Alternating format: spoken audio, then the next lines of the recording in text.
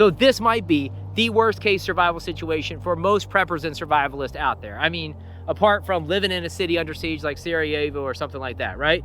I mean, at this point in time, it's basically a meme, but there's enough people out there who think like, oh, as long as I got my bug out bag, this is actually a legit viable option. And I'm here to tell you guys, they could not be more wrong.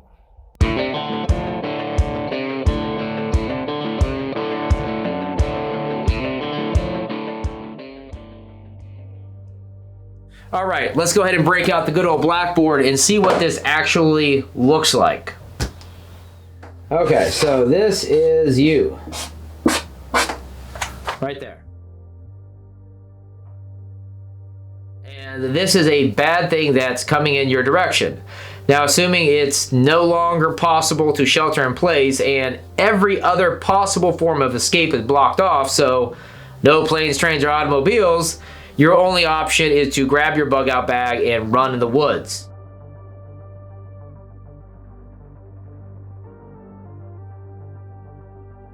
And sure, that sucks, right? That's not an optimal scenario. It's the worst case scenario in my opinion, but once you sit back and think about it for a second, you realize, I got my bug out bag, I'm all good. So you go ahead and you grab your gear and you run off in the woods and you survive and you endure and you thrive and you live off the land, and at some point in time you determine it's okay to emerge from the woods and return to civilization, and everybody just lives happily ever after. Except it doesn't quite work out like that. You actually are in reality now, and you have a wife, 2 children, and a dog, and that's not exactly what you would call a low profile bug out operation.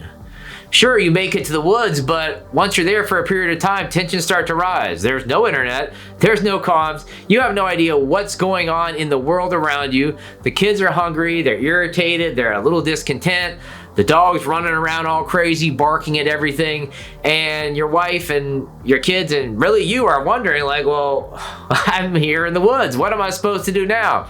And then things really get interesting, because then a bunch of other refugees end up showing up in the same area that you're in, that area that you thought was going to be safe and secure and nice and quiet.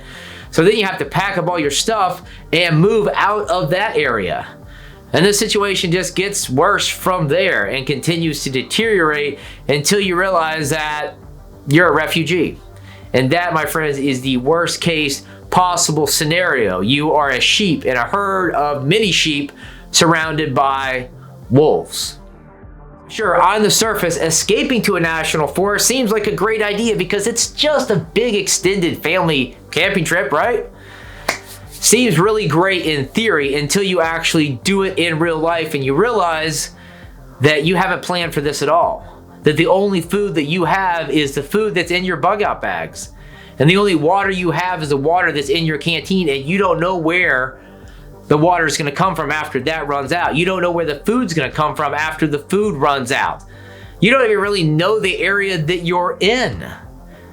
You haven't done the due diligence of maybe like scouting the area, maybe setting up some stuff in advance, maybe planting a few caches. You just have no idea, right? And that's not a good situation to be in. Limited supplies, and once the supplies runs out, guess what? You are. If your plan A and the only plan is to bug out to the woods, you're basically ensuring you become a refugee, whether you like it or not. The way I see it, bugging out should be the last option, and sheltering in place should always be the first move. And to be totally honest, that's a total flip in my mindset. But over the years, I've seen how remaining in place has so many more advantages than becoming a refugee. Who would have thought?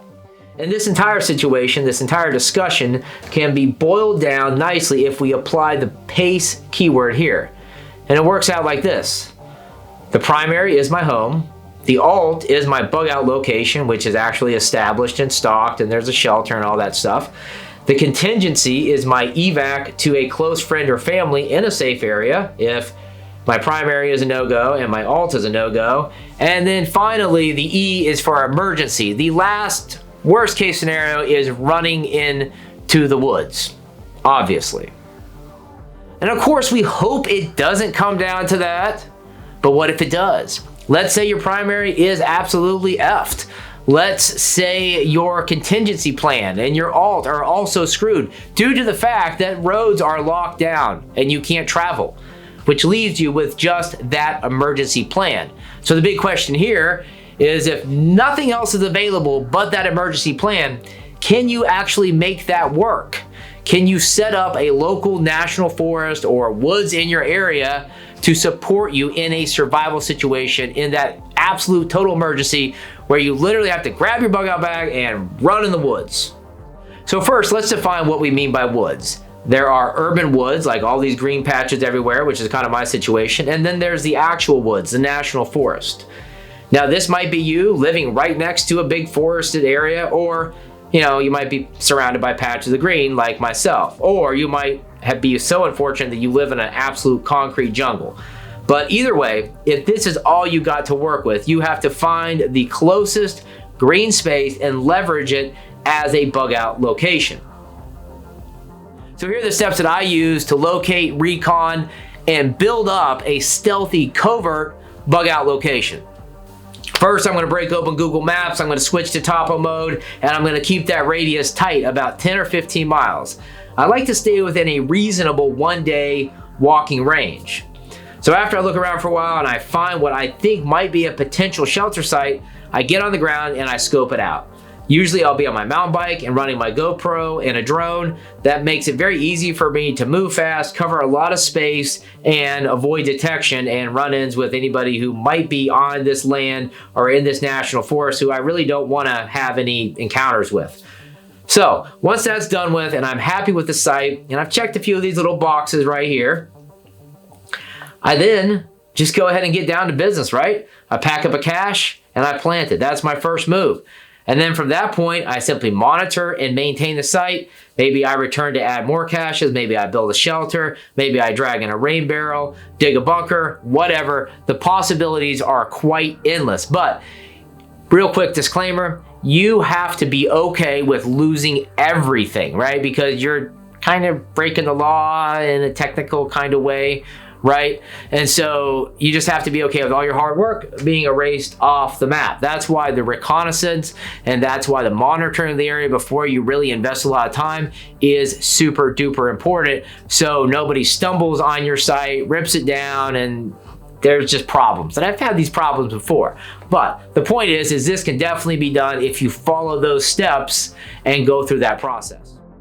Okay, so what do you think? Does bugging out to the woods sound a little bit better if you do some prep work, if you build a shelter, if you plant some caches, if you really know the area well? Well, of course it does. And I can tell you right now from my experience that this does work. Back when I lived in Tennessee, I managed to locate this beautiful piece of land by this huge water source. It was about 8 by 5 acres. It was just perfect, right? It had no human activity. And over the course of a year, I built up my first legit super shelter, my first legit bushcraft shelter, and I'd bring my son out there. We'd camp out there for nights on end. I had caches buried out there, and before I left Tennessee, I was even on the process of building up an entire rain collection system. So I mean, I could have gone out there and done just fine for an unlimited period of time with the family, no issues at all, right? Now, of course, things could have come up, but I prepared that site very nicely. The only problem is I don't live in Tennessee anymore. I live in Florida, so my goal for 2023 is to use those steps that I outlined that worked for me before in the past to go ahead and implement the same type of strategy here within a 10 to 15 mile radius of my house, and then be able to share that experience with you guys. So hopefully you liked the video. Hopefully it got you thinking a little bit about what it would look like in reality to bug out to the woods with no prior preps and no prior plans. And hopefully it makes you reject that idea if that was your #1 goal. So anyways, thanks a lot for the support, and I will see you in the next video.